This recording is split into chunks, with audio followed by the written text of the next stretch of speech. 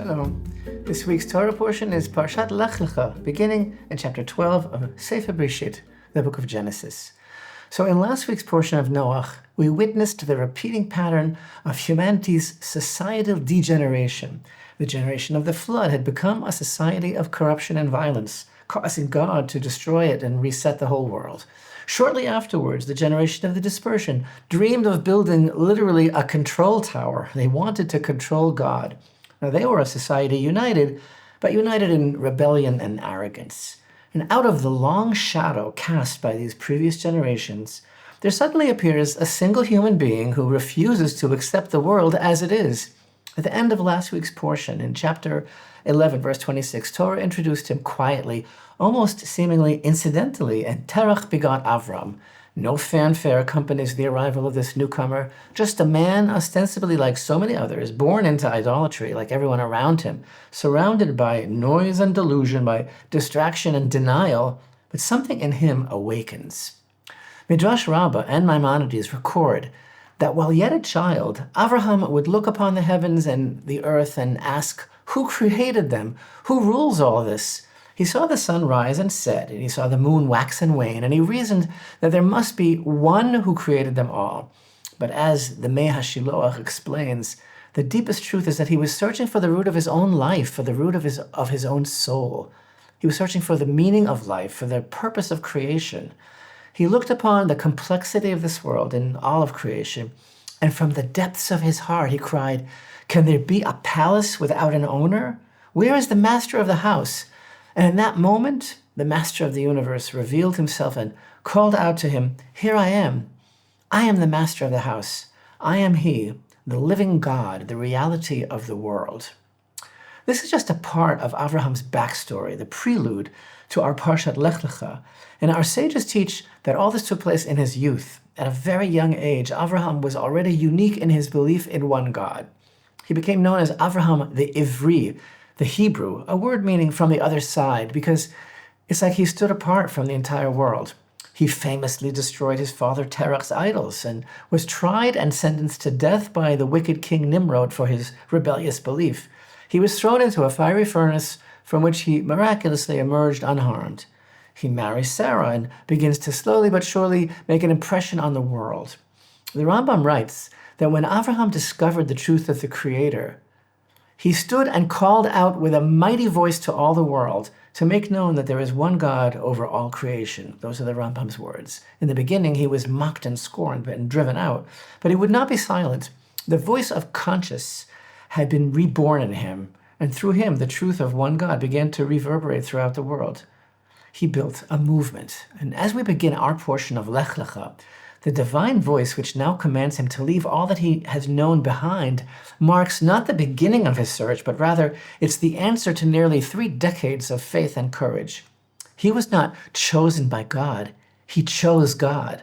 Before God called to Avraham, Avraham called to God. And that, our sages say, is the first step of faith. It all began with Avraham's question, "Where are you?" So start to open up your heart. How extraordinary that God's first words to the one person on earth that is seeking him out in a world of total spiritual bankruptcy, those first words are, "Get out, get moving, get out of here for your own sake." But these words are more than instructions to relocate to a different geographical location. They are God's intimate response to that cry that rose from Avraham's heart. Where is the master of the house?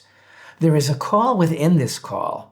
The Zohar understands these words, Lech Lecha, not as go for yourself, as they would commonly be translated, but Lech Lecha, go to yourself, as in embark upon an inward journey. Go to the root of your soul. So Avraham's search for the master of the world leads him to find God within, to the divine spark embedded in his own being. The Holy Baal Shem Tov explains, God was saying, Avraham, your journey to me will be through discovering me within yourself. That is why the verse does not specify a destination, only the land that I will show you. Those are the words, because the journey is never about arrival. It's about the continuous unfolding of vision, of constantly being shown, of constantly striving to connect. Avraham had sought out God in what he perceived to be a world of order, but what he discovered was a world of becoming. He thought he was searching for God. He learned that actually God had been searching for him. all this time. And now God tells him, Lech Lecha, go forth for yourself, or if you prefer, go to yourself. God instructs Avraham to make a clean and total break, to leave behind everything that has been familiar to him. Each phrase of the command, from your land, from your birthplace, from your father's house, each phrase describes a deeper layer of self to be shed. From your land, Eretz, meaning land, but in a broader sense referring to the dimension of physicality, meaning lose your natural inclinations, your habits, rise above your materiality. And from your birthplace, separate from the culture that shaped you.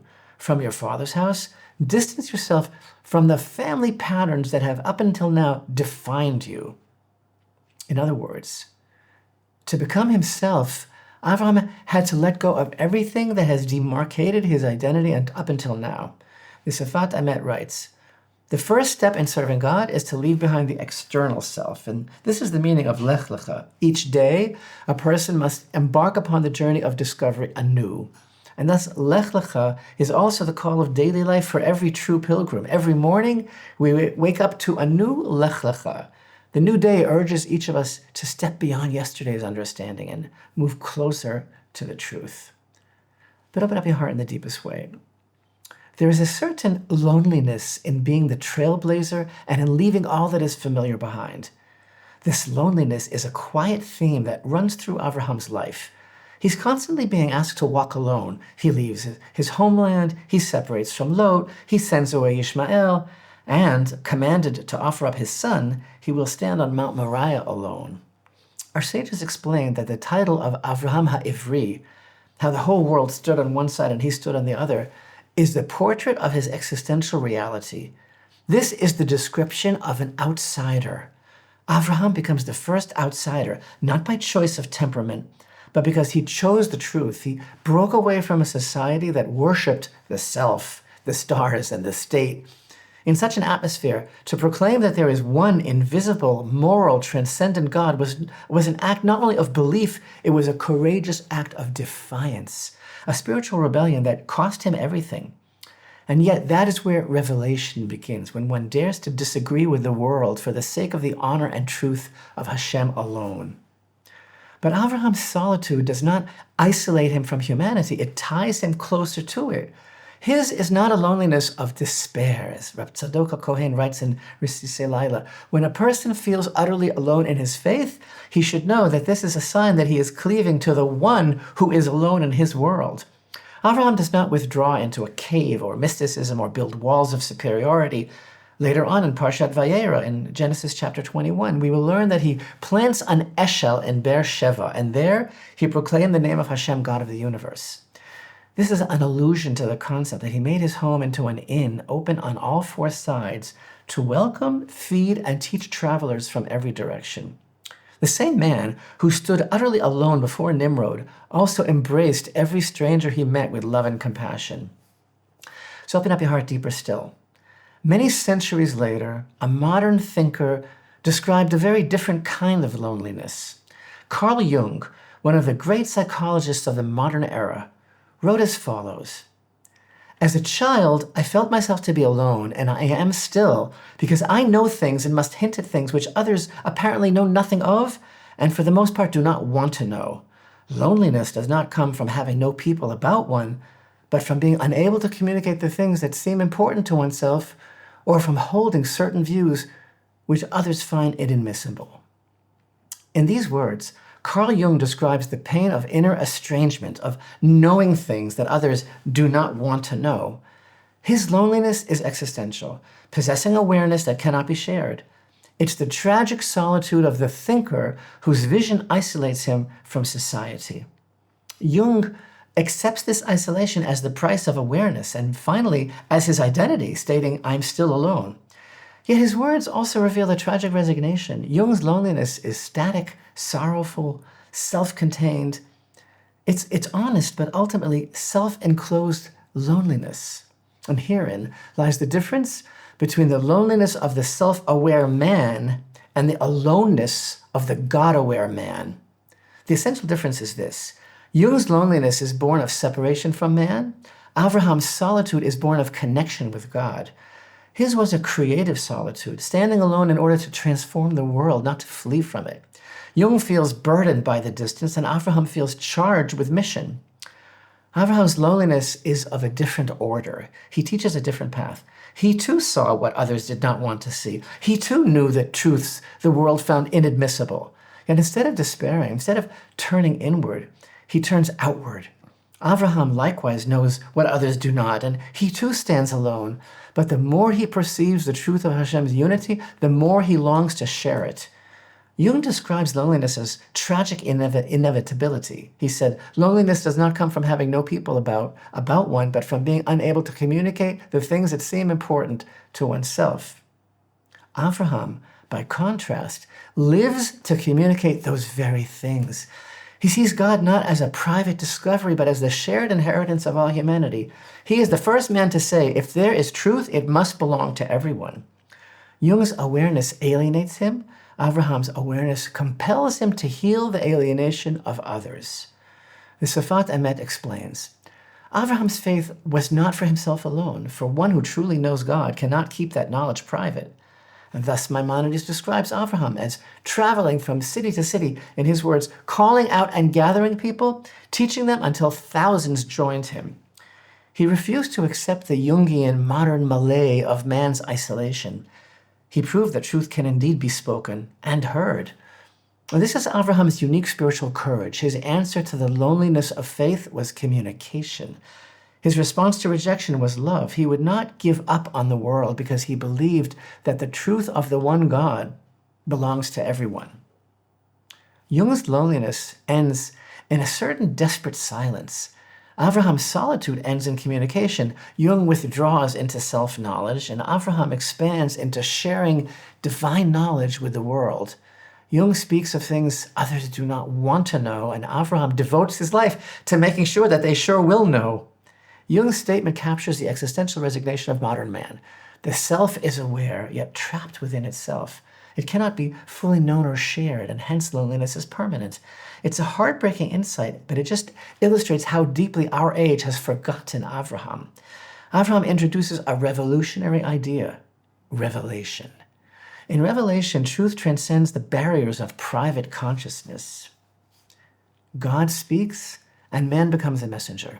Faith transforms loneliness into relationship, and relationship becomes community. Avraham looks upon a fragmented world and says, they must know the one that I have found, and thus he becomes the prototype of the soul that refuses to let truth die within it. So open up your heart in the very deepest way. 3 times a day, in the opening of the Amidah, the most important and central of the Jewish people's daily prayers, we recite the words, Blessed are you, Hashem, Magen Avraham, the shield of Abraham. This is the second blessing of the Amidah, and the phrase originates in our portion in chapter 15 and verse 1. Right after the War of the Kings, God tells him, do not fear, Avram, I am your shield. Your reward shall be exceedingly great. As Rashi teaches, citing from the Midrash Rabbah, after Avram's miraculous success and delivery from the war, he said before God, Master of the world, perhaps I've used up my merits. And God reaffirms their relationship and assures Avraham, I am your shield. Why is God praised as the shield of Abraham? And whatever this shield-like quality refers to, why is it only associated with Abraham? Why do we not ever refer to God in our prayers as the shield of Moses or the shield of King David? The Gemara in Tractate Brachot asks this very question. Why do we conclude the first blessing of the Amidah with the expression, Magen Avraham, the shield of Abraham? And the sages answer, because Avraham was the first to recognize the king, and through him, blessing came to the world. So this is very, very deep. These words, the shield of Abraham, are not simply a liturgical refrain. It is the Torah's own summation of Abraham's relationship with the Creator and a reflection of his spiritual essence. Avraham was the first to make God known in the world, and thus he himself is the very archetype of faith. And the Sifat Emet once again teaches that the shield is the power of emunah itself, belief, the inward armor of the seeker who stands alone. Avraham's shield was not iron, but trust. In this light, the Me'or Einayim explains, God said, I am your shield, meaning I dwell within your faith. The believer's trust itself becomes a dwelling for the Shekhinah, and this means that the shield is reciprocal. Avraham trusts God, and God's presence fills that very trust. Avraham's solitude becomes indestructible because his faith is not self-made, it is co-authored by God. In the words of Rav Hutner, Magen Avraham is the divine partnership that guards the creative light of faith from being extinguished by the world's darkness. God himself becomes the shield of those who dare to walk alone for truth. The words shield of Abraham remind us that God shields every soul that dares to walk alone for truth. Avraham's faith did not end with him. It begins anew each time a human being chooses God. So open up your heart deeper than ever before. Avraham Avinu, our father Abraham, is not only the father of the nation of Israel, he is the personification of the universal spiritual seeker, the root of every human being's longing for transcendence. His power of awakening faith was not for himself alone. His life imprinted a spiritual DNA into the heart of creation, so that even those who don't know his name can yet be stirred by his call. Every seeker must walk the same inner road that he walked, to leave comfort for truth, to be willing to be misunderstood, to serve God not for reward but for love, to believe that from one person's faith, a whole world can be reborn. And Lech Lecha is God's ongoing call in every generation. Every soul that yearns, that seeks meaning beyond comfort, hears Hashem's urging of Lech Lecha in its own way. Sometimes it calls us to leave a physical place, but more often it calls us to leave an inner one, a mindset, an addiction, a complacency, a preconception, a prejudice.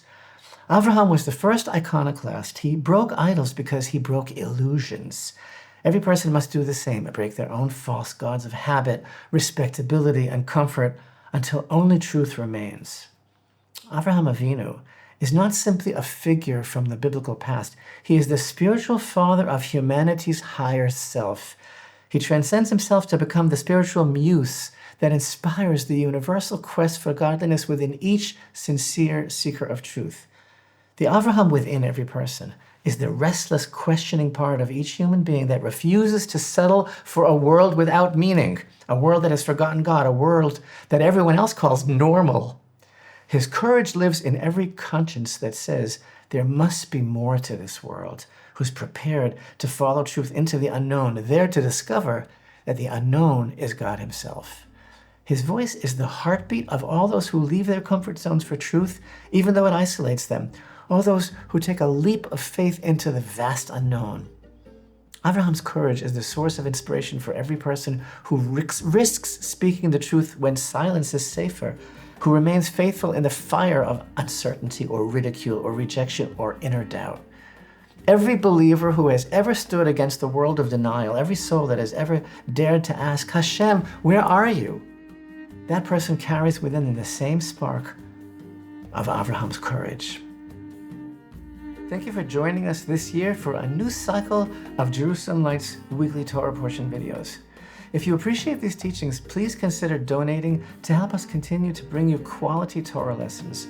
Jerusalem Lights is a registered nonprofit organization solely supported by the contributions of our viewers. Shabbat Shalom.